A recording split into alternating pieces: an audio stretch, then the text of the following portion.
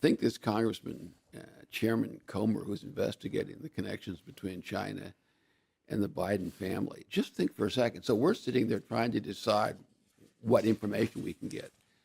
But China has all of it. China has the tapes of conversations, physical as well as phone records. They have all the bank statements. China has all the email. Just think about it for a second. China literally can determine whether Biden's reelected or not. They can't get him reelected, but they could stop his reelection because they have all the information. They could put together a dossier that would show what Hunter Biden told the Chinese about what he could do with his father. They have all of that, right? It's all sitting somewhere in a file. It's when you think of it, you can never imagine an American president being so compromised. It's just sort of a shocking thing when you think about it. It just occurred to me literally driving over here. The Chinese have it all. I mean, I know they have pictures of me when I'm brushing my teeth, right? So they have every single thing on Biden, every visit. He talked about having 60 visits with Xi, which is probably more like 10, but still, they've got all those on tape, every conversation. I mean, it's scary. Could you talk about that on air? See, I don't know. Well, let's just see where we go. Bill Walton Show, June 29. Welcome to the Bill Walton Show, featuring conversations with leaders, entrepreneurs, artists, and thinkers. Fresh perspectives on money, culture, politics, and human flourishing. Interesting people, interesting things. Welcome to the Bill Walton Show. I'm Bill Walton. Well, for regular listeners, you know I like to take on complicated subjects and try to make it clear what's at stake for all of us. Well, hold on to your seats. Today's episode takes on one of the most complicated and contentious areas of economic policy, international trade. International trade negotiations are incredibly complex, multi-level games, negotiations not just with America's trading partners, but with Congress, domestic constituencies, rival factions within the executive branch. And there are sharp, almost theological differences in how trade policy ought to work. And today, we find ourselves in a position where our most important trading partner, China, has essentially revealed itself to be our mortal enemy. To break all this down, I'm delighted to be joined by Robert Lighthizer, our U.S. trade representative in the Trump administration. For more than 40 years, Bob Lighthizer has litigated, negotiated, and editorialized against the policies of one-sided free trade deals, first in the administration as deputy trade rep and as a private lawyer. As President Trump's U.S. trade rep, he fought against globalists. This is a noble list of enemies, by the way. Globalists, importers, lobbyists, foreign governments, and big business, whose interests sharply diverge from those of American workers and American security. Now Bob's published a book, No Trade is Free, that for anyone interested in understanding the realities of international economic policymaking, this is the book. It's part memoir, fascinating stories, part history, and part policy analysis. He lays out in detail as what he sees as the objectives of a practical approach to trade policy. Bob's views on this subject have been incredibly consistent since the late 1990s, when he editorialized against granting China admission into the World Trade Organization. At the time, he was a lonely voice in the wilderness. Now, his views are mainstream. Bob? Well, Bill, it's a pleasure to be here. Thank you for having me. I look forward to the conversation. Terrific book. Well, let's start at the beginning. You've been involved in the trade wars forever. You started in, when did you first get involved in this? Was this when you went into the Reagan administration, or what's your? So, what's the beginning? When I was, I got out of law school. I went to a great law firm and practiced law for a few years. And then I went up and was the Republican staff director of the Senate Finance Committee when Senator Robert Dole was the chairman. So this is the end of 78, beginning of 79. In 79, we had the second to the last great trade round. We had one after that. We had the Uruguay round after. That was called the Tokyo round. And a lot of the laws that we'll talk about were written during that time in the implementing legislation of that Tokyo round. So now we mostly did taxes in the finance committee. We did Social Security and a variety of things, but that was the first big taste I had of international trade policy, and it was as I say, there's only been 2 rounds done in the last, gosh almighty, 50 years, and that was one of the 2. So that would have been my first taste of trade. Well, one of the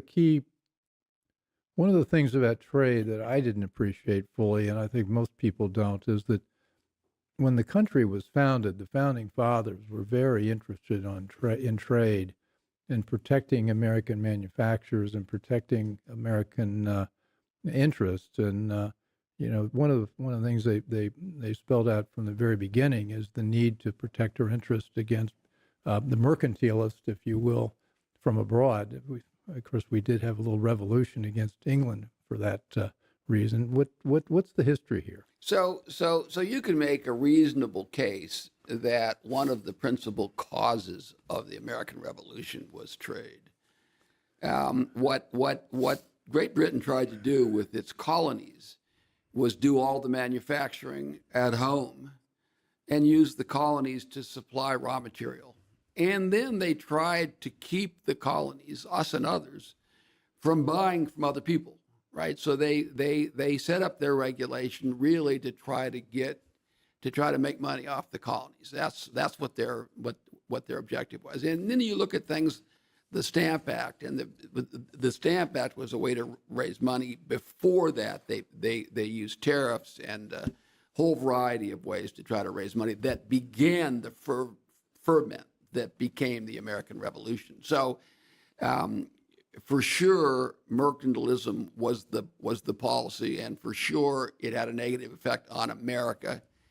And then that and other things metastasized into the American Revolution. So that's true. And then the other sort of interesting thing is there's this sort of view that the great American economy kind of grew up out of this free enterprise without government involvement, without policies to protect it. And once again, that is totally untrue too. There is something when we get past the revolution, and we can come back to that if you want, but when we get past the revolution, there was something that was called the American system. And it was Henry Clay, and I talk about all this in the book. It was Henry Clay came up with it.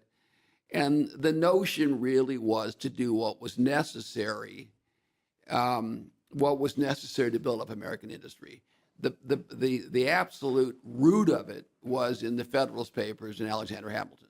And the notion was you're gonna have tariffs, you're gonna have subsidies where appropriate, and you're gonna build up American manufacturing. Otherwise, we're not gonna be a great country. So that goes on and on. There's a policy, there's a bit of a discussion, between the various political parties, the Democrats being maybe an agriculture party and against that notion, and then the various precursors to the Republican Party being in favor of it.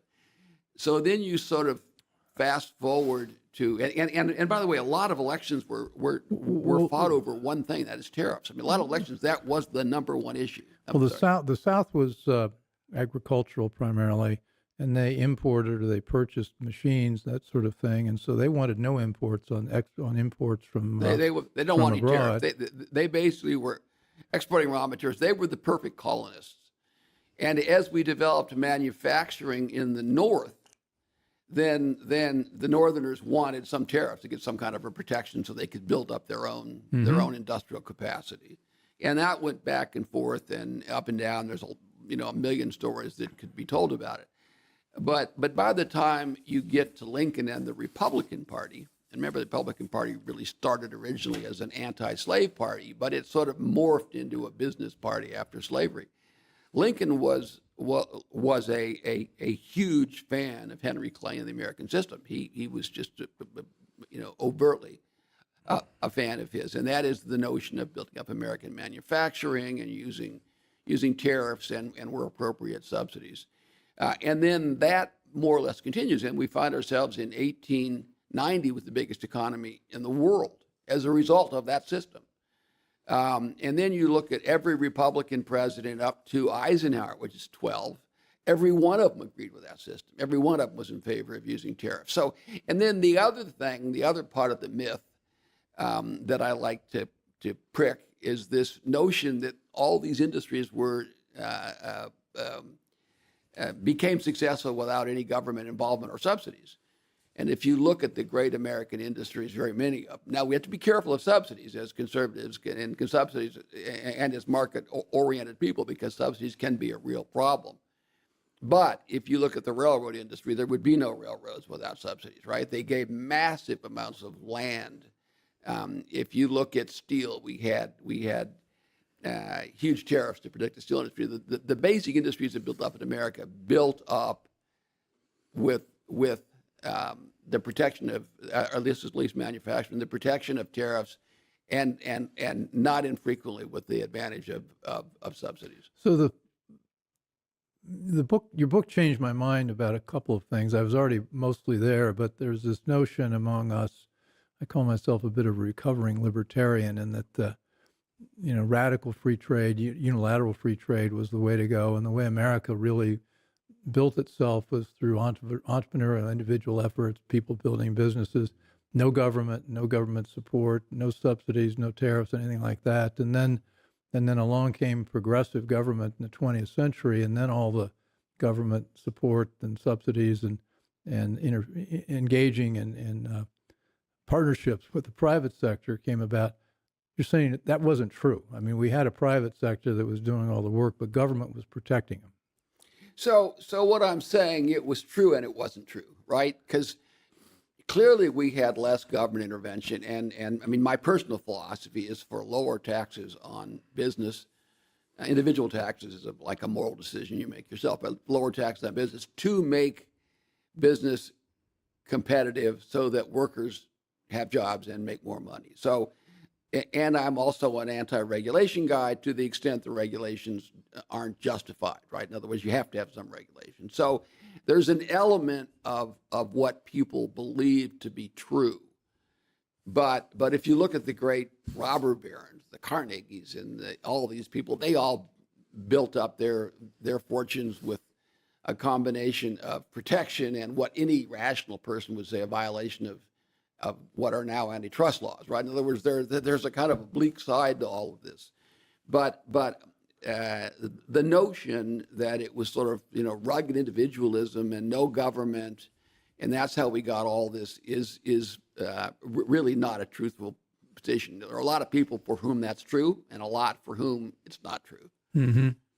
So let's fast forward to when you stepped into the picture. One of the things that we had NAFTA, which was the negotiation with Mexico and Canada, and that agreement caused a lot of pain in terms of losing manufacturing jobs in America. And then you've got an extensive section on the book about how we fix that and how you fix that, and that's extremely interesting. Then we've also got the World Trade Organization and China being allowed to enter into the World Trade Organization. What was that?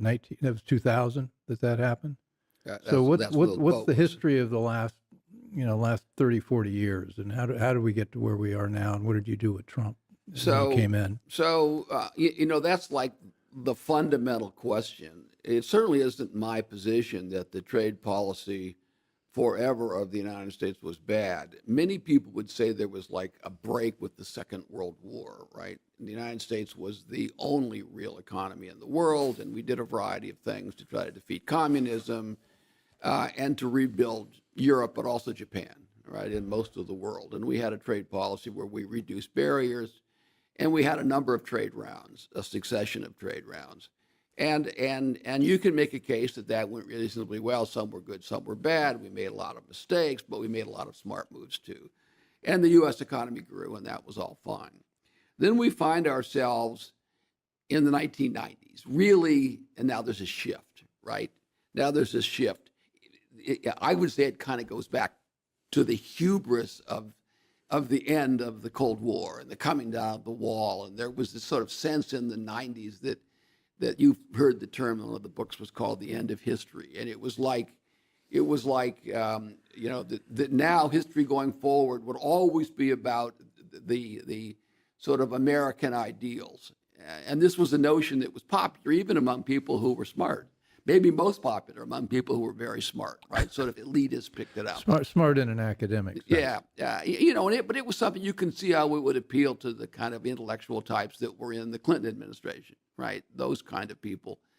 And so they did things, and it wasn't entirely just him, but they did three things that changed the whole game. And I call it sort of the trifecta of stupid. First, they did NAFTA. North American Free Trade Agreement. So just to remind people, in '88, we had an agreement with Canada that made sense. That was largely a Reagan administration free trade agreement. And then there was a pressure to add Mexico in. And since, that this was, we were all wise and didn't see the downside of anything, that went forward first in Herbert Walker Bush, and then it was picked up by and finished and passed by Clinton. And then the second thing was this Uruguay round that I referred to, which made a lot of mistakes, but also created the WTO. So we had a predecessor to the WTO called the General Agreement on Tariffs and Trade. And we can talk about all that. It's interesting, but it may not be as interesting as some other parts of the book. But we kind of codified it and changed it and called it the World Trade Organization. And we gave it sort of legislative powers. Part of what its mandate we created through law was to make it like a Supreme Court for economic stuff, which was a very foolish idea. The notion would be that a member of the Communist Party of China will sit in judgment over economic policy and not reflect the interests of the Communist Party of China. And the same thing could be true of somebody from Europe or from South America. So the whole notion was a bad one, and I point out in there it was very bad consequences. So that's the second thing there. And then the third thing was this thing called permanent normal trade relations, which is with China, and basically up till that moment, giving the notion of most favored nation was the term that would be used. And it means that I'm going to treat you, X country, the same as I treat all other countries. That's the notion of most favored nation. And it's one of the two bedrocks of the trading system. The other being national treatment, which we can talk about. But Clinton, who one of the articles I'll point out had received Chinese money, but set that aside for a second, we'll talk about it separately. Clinton and a variety of Republicans wanted to grant this MFN, this most favored nation treatment to communist China. And they realized it was going to be unpopular and hard to do, so they changed the name from most favored nation, because they say, how can we give most favored nation to the communists, to PNTR? It's sort of a fraud. But these are the three things we did. We did this FTA with Mexico, but we could say with Canada and Mexico. We did the Uruguay round, which got the WTO, and we let China in. And the result was the loss of some 5 or 6 million jobs. And we found ourselves since then with relatively stagnant economic growth, with some good moments, but relatively, and stagnant wages across the board. This is the Bill Walton Show. I'm here with Bob Lighthizer, who was President Trump's U.S. trade representative, and we're talking about his book, No Trade is Free, which is a very pragmatic and I think thorough book about what works in trade policy and what does not. And we're talking about a lot of things we did in the United States around between 1990 and 2000 that reversed a lot of good common sense we've had throughout our history and sort of brought us to where we are now, where we've got incredible pressures on the middle class and a hollowing out of manufacturing, and we're going to get to how that all happened and how we're going to fix it. Bob, the thing that's striking is just how dramatic the change was. I mean, as I think about it, we had post-World War II America, we had 45-50% of world GDP. Germany was destroyed. Japan was destroyed. So we took this paternalistic globalist attitude. It was smart. The Marshall Plan, let's rebuild those countries. We'll bring them into the world economy, and it was a great decision. And we acted as the hegemon really during that whole period, and I think developed a hubris that that led to the trade blunders that you're talking about. We somehow thought, well, we did this with Germany, Japan. We fixed their economies. Now we're going to bring China into the world organization, and then we're also going to, little Mexico and Canada. We want to help those people. And so, with NAFTA, as I read your book, we essentially, what would Ross Perot say? The giant sucking sound. We passed NAFTA, and then within a year, we've lost how many? 1 million, 2 million manufacturing jobs to China or to Mexico. Well, so for sure, Ross Perot was right. Also, by the way, if it wasn't for Ross Perot, we wouldn't have Bill Clinton to start with, because he was the difference. But that's a kind of a slightly different conversation. But it's worth knowing. But Ross Perot was for sure right about his prediction about the giant sucking sound. And another thing that happened soon after NAFTA was there was a devaluation of the currency of the Mexican peso, and that also changed the economics. But the real problem began probably a few years later when the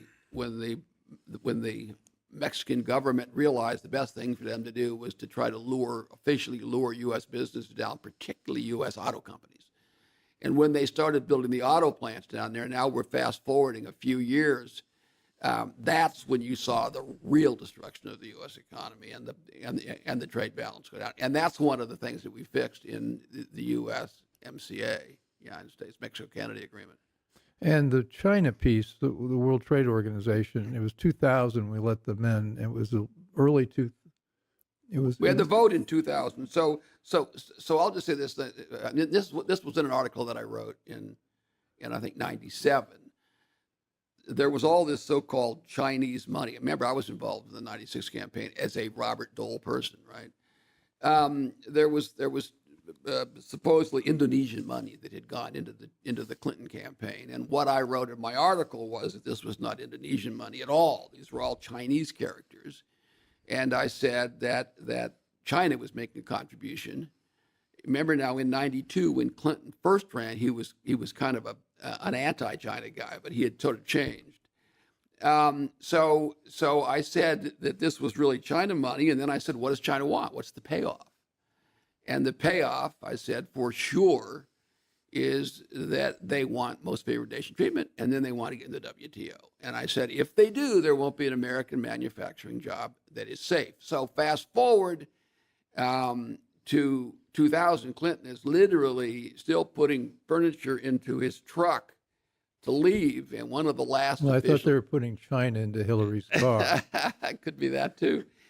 One of their last official acts, one of his last official acts was to push through, by the way, with Republican support, too much Republican support, push through this, what they call PNTR, this MFN for China. Motivation. And that changed everything. And within 5 years, we'd gone from 19 million manufacturing jobs to 12 million.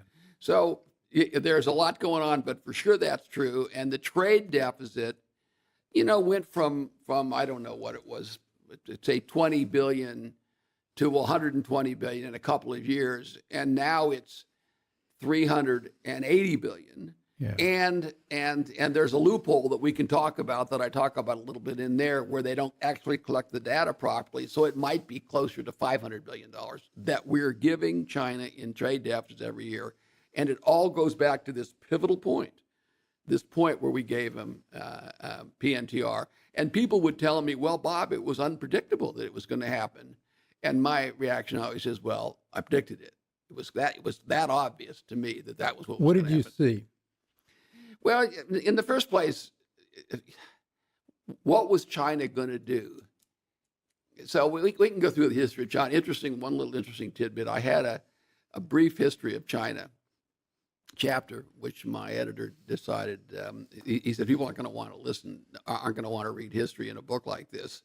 Well, the other censure, humiliation, you covered things yeah, like yeah. that. So Yeah, we go, okay. we go. We've done a lot of shows on China. I do so a you little can, bit. I do a little bit about you that can in assume here. we know something about it. But China had all their problems. It was clear that what they were going to do was to use a protected home market, the classic mercantilist strategy, combined with the fact that they were going to be able to have very cheap labor, right, and maintain it cheap because they would, control labor rights.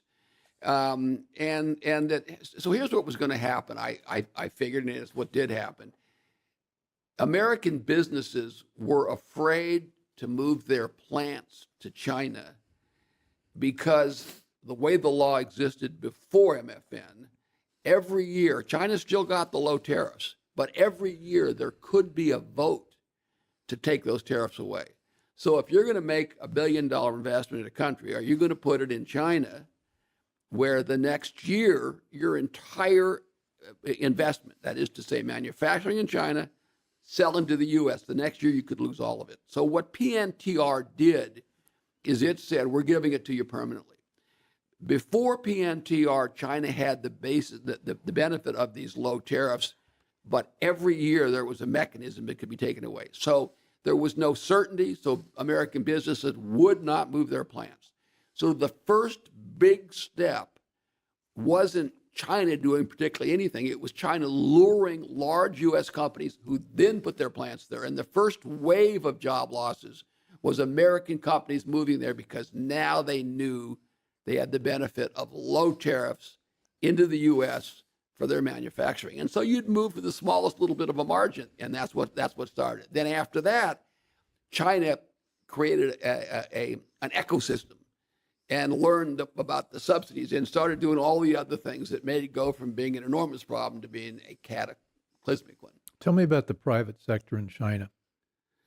So it is my position that there is no private sector in China. I based on the work I've done, I agree. Yeah, I mean, So- I don't talk to a single sensible person, let me say a single sensible, uninvested in China person who has that experience. It doesn't tell me, look, you make money as long as they want you to make it, they being the Communist Party of China, and you make as much as they want you to make it. And when you're not net benefiting them, you're out. And we have all these clever American businessmen who think, oh, I'm making money in China. You're just part of what they're doing. You're being allowed to make You're being money. allowed. And the purpose is you're transferring know-how, you're transferring technology, and you're helping their ecosystem to get more business. And then you'll see after a period of time, you won't be useful anymore. And at that point, you'll find yourself with a Chinese competitor who's not only taken over your entire market in China, but is now threatening your market in the United States. Well, we're fast forwarding a bit, but this is all good. These last 3 or 4 decades are going to blend together a little bit. There's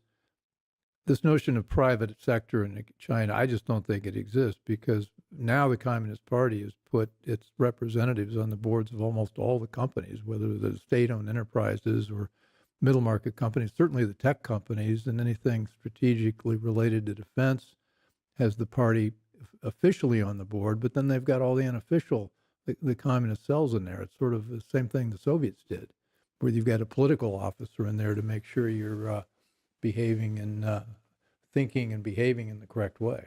So I agree with you completely. There's this notion of state-owned enterprises and the private sector. And what I say, the division is state-owned enterprises and state-controlled enterprises. And that includes U.S. companies. U.S. companies, do you think it's not a surprise that if a U.S. company, I give some examples in here where a CEO will say something that could be interpreted as critical to China, and all of a sudden his business has a problem. Even U.S. companies operating in China, mostly through joint ventures, every one of them is controlled by the Communist Party of China. And I don't mean their activities here, but their activities in China are all controlled. There is no private sector at all.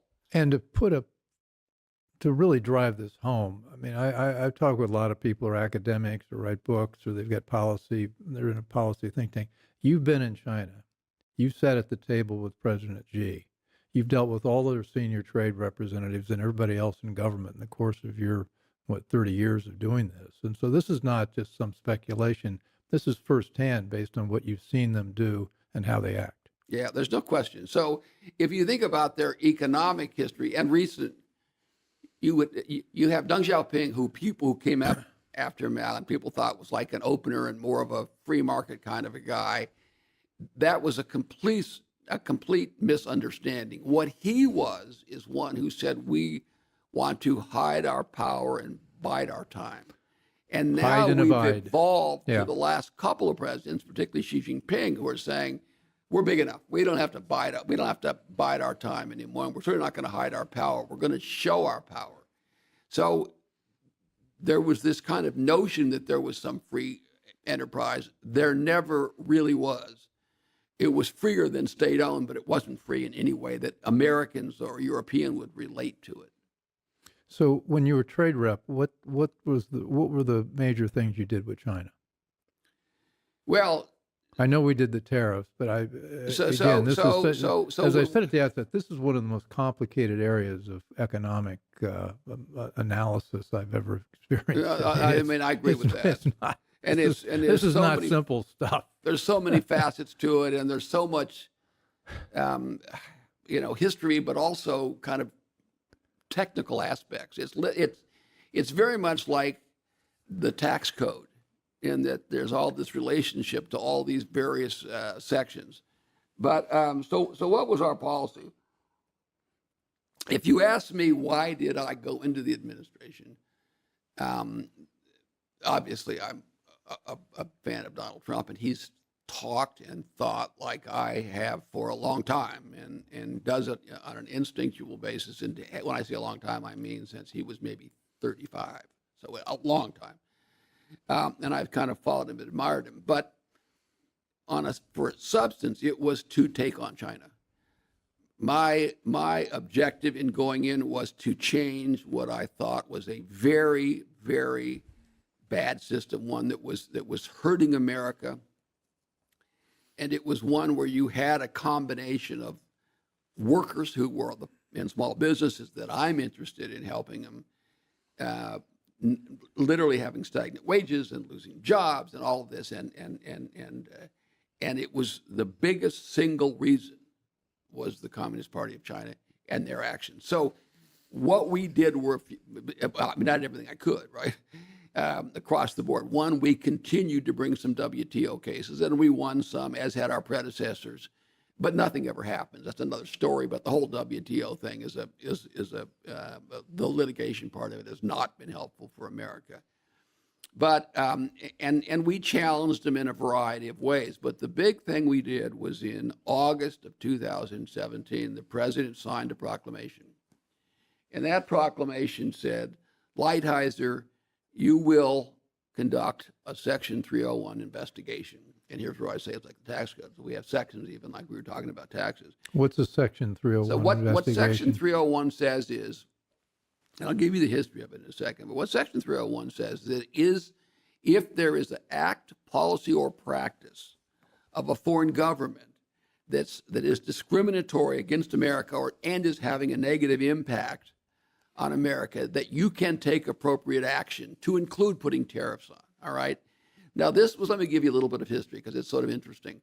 That was about what it said for years. It came into effect in the 70s.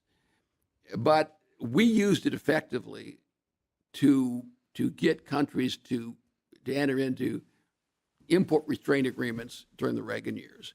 So in the next negotiation, that is to say the one that I told you that Clinton did, called the Uruguay round, in that one, one of the principal objectives of all of our trading partners was to get rid of Section 301, to make it so the president does not have the power to help American companies in this case. And Clinton went along with it for the most part and got rid of most of 301, but they left a little tiny sliver of it open. And the way the Clinton got rid of it, he said, we agree that you have to win a WTO case first before you can use 301. Okay, so all of a sudden the thing is useless, right? Because you're never going to win these cases and it takes it forever. But they said they did not address the question of if it's not a WTO violation, this unfair practice. So what we did is we went and found serious, systemic, unfair trade by China which was not covered by the WTO. And therefore, we still had this legal authority, if we went through the hoops and found what we found, that we could raise the tariffs. And that was the key moment in August. Fast forward 7 months later, we come out with a report, which I've even had some free traders tell me it's the best government report they've ever read. And it's 200 and some odd pages, and it documents thousands of pages of When was that transcript hearings. published and what was it called? So it would be the 301 report, and it came out of March of 2018, Okay. right?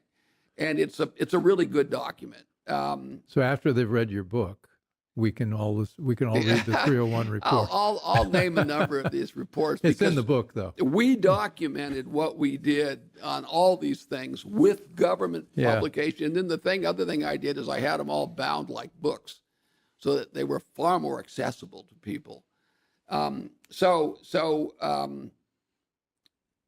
We now have a finding after hearings and investigation of certain unfair activity that's having a dramatic impact on the United States. This is the first time anyone had ever done this. We've been after systemic problems, intellectual property theft, forced technology transfers, cyber attacks, and we go right down the whole list. Industrial espionage, investment controls, markets they've closed, Yeah, exactly. subsidies, the whole list. Yeah, of, the whole list goes the on. horribles. Yeah. And these are things that are not covered by the WTO. So we had the authority, we believed, and the courts have determined, to raise tariffs across the board. This is the first time anyone had systemically gone after China. The president was very devoted to the idea. I mean, the President Trump was constantly bothered by the fact that when he would go out and see these, working class people, so many of them were hurt because of what China had done. Really, I mean, communities hollowed out, families broken up, opioids, all this stuff comes out of this loss of jobs, loss of some sense of dignity that you're a working part of I've got society. my libertarian friends that they say, "Oh no, Bill, you're all wrong. I mean, the economy is doing fine, and everybody's been benefiting from the rising tide." Well, the tide hasn't been rising, and to them, I say, just drive around America. I mean, you grew up in a small town in Ohio. I mean, you look around America. Our place out in Virginia. The manufacturing jobs that were lost there, they're gone. And those people have got no place else to go. So this was a real impact that hurt millions and millions of people. And I think Donald Trump saw that firsthand. And I didn't realize he was on this from age 35. Yeah, he was, and the person that was hurting us then wasn't China, because they were still in the process of, it was Japan. Yeah. And that's a whole nother interesting story. And he transferred, as I did. Trump had to have loved you. I mean, because he's a good negotiator, detail guy. But as you read the book, I come across thinking, this is a guy I want in charge of trade. I mean, you're going through some of this. You understand the details of this better than anybody I've encountered. And kudos, congratulations. I don't know, you must be late at night reading all these arcane trade agreements. But one of the things about being old, Bill, is you lived through most of it, and I had the same position. But the president said, and I don't know if this is entirely accurate, but he did say, he said on more than one occasion in public environments, that I always said if I was ever lucky enough to get elected president, I was going to have Bob Lighthizer be my USTR, because he's the best trade guy, and he made that comment, and whenever he made it, I felt good. So. He was lucky to get me, but I was luckier to get him, because he was someone who not only saw it the same way, but who had the intestinal fortitude to say, we're going to fix this problem. Well, a lot of the issues, I mentioned at the outset, issues within the administration. I mean, a lot of the issues that you took on, you looked over your shoulder. You didn't have a lot of supporters in the White House. And in Washington, every big Trump. business, the Chamber of Commerce, you had all of that stuff. And, it was, the Business Roundtable, they all were spending $1 gazillion, all funded by the Chinese, to stop what we did with China, to stop what we did in NAFTA. I mean, it was constantly lobbying the Congress, trying to figure out Well, any way to get us to stop You what know, we were doing. We talk about the deep state. I want to divert a little bit into sort of what you're up against when you want to change trade, because we talk about K Street lobbyists, we talk about the special interest here. It seems like there are thousands and thousands of lobbyists and special interest groups that all got something they want to get out of trade, and almost none of it has anything to do with the American family or sort of even American security. No, it does not. When you look at the size of this trade deficit, which we can talk about because it's an important point at some point, look at the size of it. Say last year it was $1.2 trillion. It's probably more than that because of this. They don't keep records properly. Some U.S. rich guys got a little piece of every bit of that, right? There's some importer, some banker, somebody's getting rich on that, and now it's at the expense of the American worker and the American worker's family and the middle class and the like. It's at that expense, but the people that get the money don't want to give it up, and they spend their money and they fought us, and as you know, in the final analysis, the U.S. MCA passed with 90% of the Republicans and 90% of the Democrats. And I had people Democrats who said, I've been in Congress for 40 years and have never voted for a trade agreement. I voted for this trade agreement. That's how dramatic the shift was in what that agreement was. Our objective, President Trump went around, all he talked about was jobs, wages, these blighted communities. And those are the people, by the way, that got him elected. And many of those are the same people that got Ronald Reagan elected, so-called Reagan Democrats. And when he got into office, President Trump said, I'm doing it. We are going to change this thing. So, but this is Bill Walton, Sean. I'm here with Bob Lighthizer, Donald Trump's U.S. trade representative, and we were lucky to have Trump, and we were even luckier, I think, to have Bob if you care about the economic issues and American jobs. Let's do the big picture. Deficits, trade deficits. There's every academic in America tells you trade deficits don't matter. You say they do. So this is so important. Why do we care about a trade deficit? This is so important. I wrote an article in July of 20. I wrote an article on every one of these things, right? But I wrote an article that was in The Economist in July of 2021. And what this article did, to be honest, is it took an idea that Warren Buffett had written about in 2003, and he wrote an article, and I kind of updated his article and gave him credit for it, of course, and he sent me a very nice email after he had read it. But what we say, so what is a trade deficit? Now, our position would not be that a trade deficit with X and a surplus with Y, and that's all fine, or a surplus this year and a deficit next year, okay, fine. What we're talking about is the unique situation, which classical economists would say could not happen, but has happened, and that's decades of deficits of one country of hundreds and hundreds of billions of dollars. That's what we've had. So there's something fundamentally wrong. Everything these economists learned and taught us would say that couldn't happen. There'd be a currency adjustment. Something would happen to balance that out. So what we have done is transfer our wealth overseas. This notion that economists say, and I'm going to divert, so some of the people hopefully won't change to another station. The economists say that trade deficits are just the other side of the capital account. That basically we pay deficits and then people invest in the United States, and so we're basically even. That's basically the notion. It is nonsense when you run decades of trade deficits over and over again. So what happens to that money? This is really the crucial point. That money, those dollars, basically eventually come back to the United States. And they come back in the form of foreigners, including the Chinese Communist Party, owning America.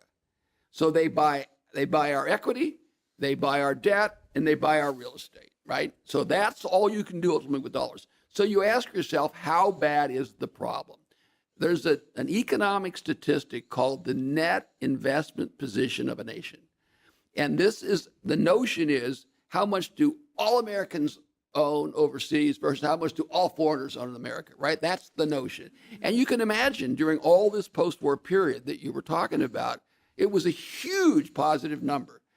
When Warren Buffett wrote his article, which was a genius article, when he wrote that article, the net investment position in the United States was a negative $2 trillion.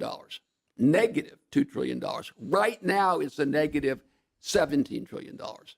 So $17 trillion. To give you an idea, you could buy most of the 100 biggest companies in America, most of them, and get change. $17 trillion is owned by other people more than what we own overseas. So we are basically, the way I put it, to simplify it, to get back down, we are trading current consumption. We're trading buying T-shirts and coats and TV sets for the ownership of our assets, our debt, equity, and real estate. That's what we're doing. And so if all you care about is consumption, that's fine. But I tell people, if the economists are right and it doesn't matter, then the richest guy in town is the drunk in the bar who sits there drinking all day long and doesn't produce anything. And we all know he's not the richest guy in town. He's the poorest guy in town. He loses his house, his pension, his car, right? So the reality is trade deficits only don't matter if you don't care who owns America. Well, the other side of this, and I viscerally agree with you, but this is not my area of expertise. They're dissing the notion of favorable balance or unfavorable balance of trade, because the ultimate goal of all economic activity, including trading with foreigners, is to increase one's ability to consume. See, that seems to be completely wrongheaded. You are so right. So that's what. So we've got, and then on the other side of the consuming, we talk about manufacturing jobs, but my hot button with this is that I think manufacturing is integrally linked to the creation of things, goods and services, and what you learn when you manufacture something is enormously helpful in innovating the next thing. And to think that you're going to sit in an office and design something that then gets manufactured over in China, you lose so much intellectual capital by having that manufactured someplace else. When I was a banker, one of the first things I got to worry about was I had a big manufacturing company base as customers. The instant one of my manufacturers decided to build their office downtown in Milwaukee and away from the plant in Oshkosh or wherever it was, you knew that they were going to lose touch with their business because they weren't on the factory floor. And so I don't think you can, they say, well, manufacturing doesn't matter. Well, I think it does. Yeah, I agree with you completely. So it's not just the jobs. The jobs are important, but it's the innovation, it's the technology. Yeah. So there's this debate, and I had this debate. And particularly if we outsource it to China, because they're not going to tell us what they've learned. Well, and they're going to take it and create the notion that you're getting at is, do we not have enough engineers because we don't have enough manufacturing, or do we not have enough manufacturing because we don't have enough engineers? And I had this debate in a Ways and Means hearing. It was when Michael Bloomberg was mayor, so whenever that was, and he took the position that we need more engineers, and I said, no, we need more manufacturing.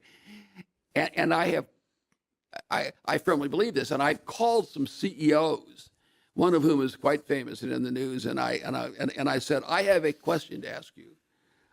My view is that we need more manufacturing to get engineers, not the other way around, and that the innovation is at the shop level. Right. The technology, this is what you're saying. All of that is where the manufacturing is. Yeah. And this notion of sort of designed here and built there, that does not work. And this CEO, who's a great man, said, you are completely right. You are completely right. The innovation, the day-to-day stuff, is right there on the floor, and that's where the rubber meets the road. So So your notion is completely right. And plus, manufacturing is important. It pays better. It spins off 4 or 5 jobs in the services sector.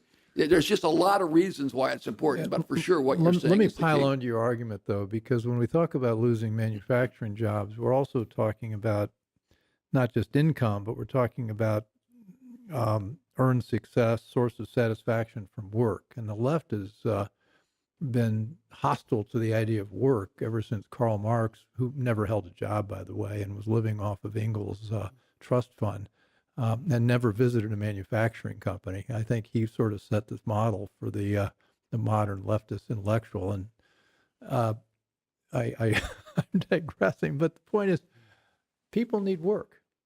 Everybody needs work, and increasingly we're taking people out of the workforce. Well, we don't need it because they're going to have income support systems from government, that sort of thing. We're going to have this. It hollows out not only your manufacturing but your society. It destroys the culture. Your family. You are so right. I make that point in the book that there is a dignity in work.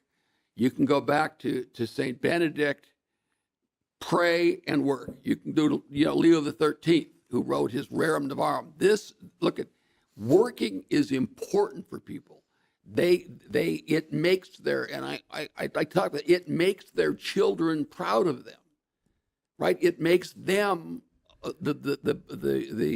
a contributor to society. Mm-hmm. Who was it who said, it might have even been, it was one of the saints. I don't know why I'm talking about saints right now, but one of them who said, idleness is the enemy of the soul. And that's precisely right. You have to make a contribution. Work is good in and of itself. And that's a very important concept. That's why that creates families and that creates communities. And that's what makes America great. It's the combination of all those communities which are made up of working people in a family, staying together, not going on drugs, and being hopeful for their children. That's what we were losing and have lost, and that's what Donald Trump was trying to turn around. We got to stop this. And by the way, there are some, in many ways, we did turn it around. We did succeed because that view is now very. I think you were well prominent. on your way In the Republicans and the Democratic Party. There is this notion that it's not, and let's go back, because it links into what you said a second ago, Bill.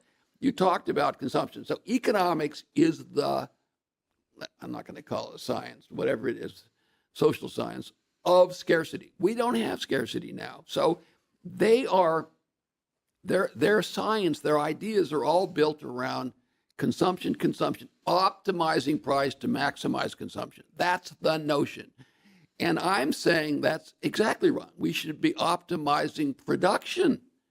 That's what creates families. I quite agree. It's not about. And if you think about what is consumption, it's basically materialism. We don't, and materialism is the opposite of values and creating families and the like. It's a whole different notion. And it's a combination of sort of economists and people who are basically making money on the scam. Well, it brings to mind a book that George Will wrote 3 or 4 decades ago, called, and the book was really good, but the title really struck me, stayed forever. Statecraft is Soulcraft. And my interpretation, and I don't remember exactly what George wrote about it, but was that people, if you think about soulcraft, you're thinking not just about economic efficiency or consumers and what people can get materially. You're thinking about the health of the culture, the health of society, healthy people, health of the family, right? The family. Yeah, and it drifted completely away from that, and in a large part, I guess we can. I don't know where we put our finger on where the source of those bad ideas came from. Probably Yale, I think. God. You didn't go to Yale, did you? I did not. God and man at Yale. Do you remember that? I do. Yeah. William F. Buckley, yeah. sure. I mean, God and man at Yale. So trying to bring us back to where we are, I think your book makes a moral case, really, for all this. I mean, there's a practical case, but I think the underlying tone here is you grew up in a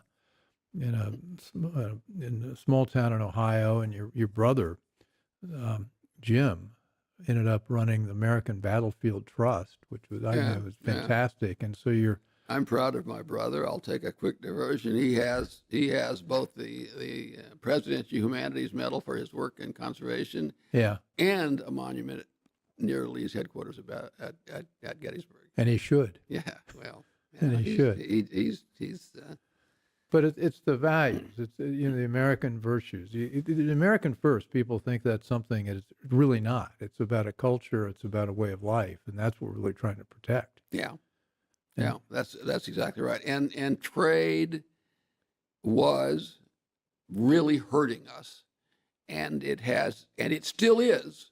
But we began the process of change, and if we're not careful, it'll go right back because all the forces of money, all the foreign policy people, they're all directed towards let's give some of our wealth to other people, and that notion, when it reduced to its base element is we're going to have working people, most of whom do not have a college education, drop out of the middle class for some other purpose, and that's not right. That's the fundamental wrong. Exactly, and the patronizing, the elite views that we can go around the world in the State Department and hang pride flags. I mean, we're trying to impose a certain culture on people who do not want it. We're going to go a little bit longer here because I need to get to understand something. China, there's so many other things we haven't talked about, but China, we are where we are right now. Xi is beginning to get very hostile to outside investment. They've kicked all of the security firms out, so you can't do due diligence. They're beginning to crowd people out. The investment banks that thought they were going to do a lot of business in China now finding themselves crowded out of underwriting deals. So the noose is tightening for investors. Yet we've got what is it? The Beige Book for China estimates we've got $2 trillion invested in China, and we've got, forget Nike. We've got all our iPhones are made in a combination of China and Taiwan. We've got China threatening Taiwan. I mean, it seems like we've gotten ourselves into a dependent or interrelated position where we really have problems, and our supply chain, drugs, computer technologies, silicon chips, the whole list of things that you know more about than almost anyone. We're vulnerable in all those areas. So I of course absolutely agree with you, and some people would say, therefore, let's do nothing. And my response is, we will be more vulnerable tomorrow. We can't and not, more the we next can't day. we can't do nothing. So for me, it's a two-step process. One, do you understand the level to which this is a threat? They have the biggest army in the world, and they're building it up. They have the biggest navy. They're militarizing the South China Sea. They undoubtedly approved the Ukraine invasion. They're not only threatening Taiwan, they're putting their battleships around Japan. They are opening bases in Africa. They're trying to get them in South America. They have this eavesdropping thing with Cuba. We have the balloon with the technology spying on us. If we have their own words, which words are prepare for the storm, changes not seen in 100 years, which are code for we're taking over. America is in decline. They're done. Our way, the communist Chinese way, that's the way of the future. This is the essence. This is what we're going to. And if you look, has it succeeded for them? For sure. They've gone from having a tiny economy in 2000 of about $1.2 trillion to having a $17 or $18 trillion economy now. And almost all of that has been wealth transfer from the United States. Because during that period, they waged an economic war on us and succeeded, both because we were unaware or we were free trade theologists or individuals amongst us were bought, businesses influenced and the like. So, but now it's apparent. Nobody can honestly say that they don't see this problem. So what's the prescription? For me, the prescription is a phased-in strategic decoupling, not no trade, but balanced trade among some things, putting tariffs on to assure that, and then it's disentangling our technology through a whole variety of steps, and then it's what you just mentioned. It's putting severe restrictions on outgoing investment and ingoing investment. Just one small problem. We have American workers who part of their pension is invested in Chinese companies that they don't even know about, and that the people that did the investing don't see the books or have audits of the companies. So, I mean, can you just imagine this? There's some poor guy who works in a factory his whole life. He's got a pension, and there is some element of risk because some fat cat invested in China in a company that we don't know anything about, and that the Chinese Communist Party could take away in a minute. So to me, strategic decoupling is what we need. Get the balance back where it was. And these people who talk about, well, we have to stabilize the relationship. So let's just spend a second on this, Bill. What does that mean? That means preserving the current trajectory. So if this is America and this is China, do you want to preserve that trajectory? No. This is not a time for stability. This is a time for us to get them to go like this and us to go like this. This is the time to change the trajectory. And if you do strategic decoupling, you will see real additional economic growth. And this is something not in these terms, but it's something that in his policy videos, President Trump has talked about. So it's a viable thing, and it's something that I hope happens. So that's the promise for the future, but we need to change administrations because there are not a lot of people in this administration, the Biden administration, that want to do that. No. I mean, Catherine Tai seems to be pretty good. She worked for you at as USTR. Well, she was at USTR, but not when I was there. Okay. But she's a friend, and Yeah. I admire her. I think she does a good job. Her problem is that has an administration where the president doesn't agree with her the way that mine did with me, and wouldn't Joe back her Biden up. doesn't see China as the No, problem. there's no evidence that for whatever reason he sees the threat. His own words, he downplays all their aggression. He downplays everything. Nor does Janet Yellen. And Janet Yellen appears to be sort of caught in classical economic analysis. Mm-hmm. And big business. Remember, big business is a big part of this. Big business comes into them and says, oh my God, it'll be a catastrophe. I mean, they said the world would end if we put tariffs on Chinese products, and we did, and we're still here. The world didn't end, but big business is working these people. And remember, this is a slight change of conversation, but the Democratic Party is much more the party of big banks and big business than the Republican Party is. Now, Right definitely. now. Definitely. So Yes. those people those tech people and those bankers in New York have a huge amount of influence over this current crowd. But and then there's this whole question of whether or not the stuff that I don't want to get into, but that Chairman Comer is looking into. And if in fact there was some kind of a payment relationship between the Biden family and China, China has all of that evidence, right? Every bit of it China has. So if it exists, that by itself is a reason why you might move in one direction versus another. Without us getting into that, I know we share common views about that. One last thing, and I guess we do have to wrap up. I hate to do it because, as usual, I've got about 53 hours of stuff I want to talk about with you. So we are where we are. We've got an election coming up in 2024.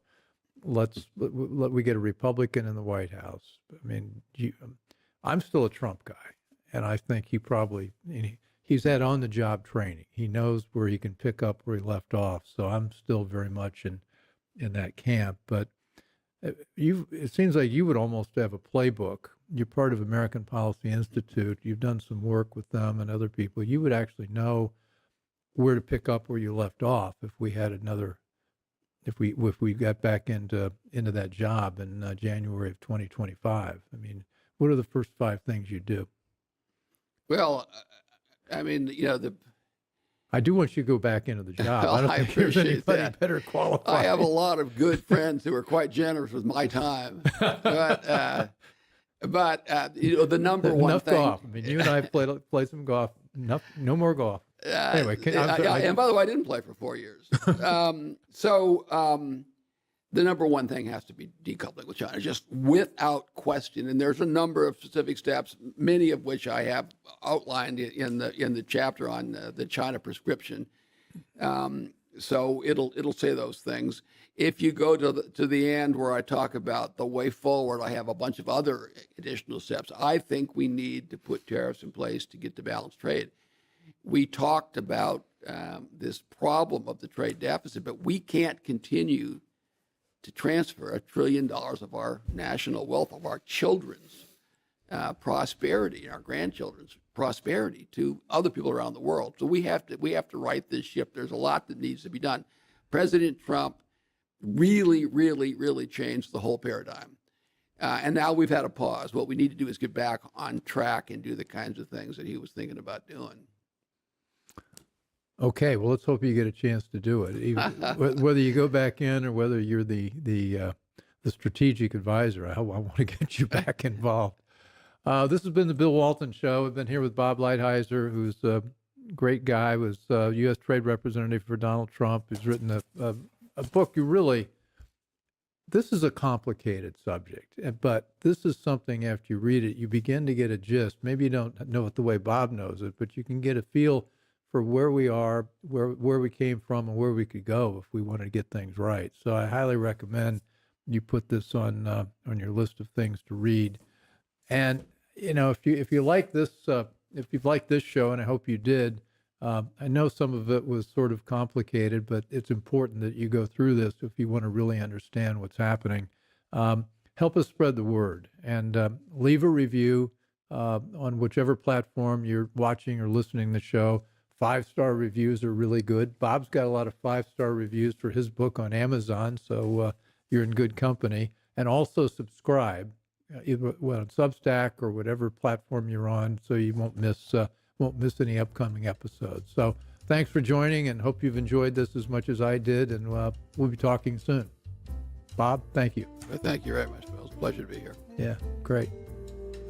I hope you enjoyed the conversation. Want more? Click the subscribe button or head over to thebillwaltonshow.com to choose from over 100 episodes. You can also learn more about our guest on our Interesting People page. And send us your comments. We read every one, and your thoughts help us guide the show. If it's easier for you to listen, check out our podcast page and subscribe there. In return, we'll keep you informed about what's true, what's right, and what's next. Thanks for joining.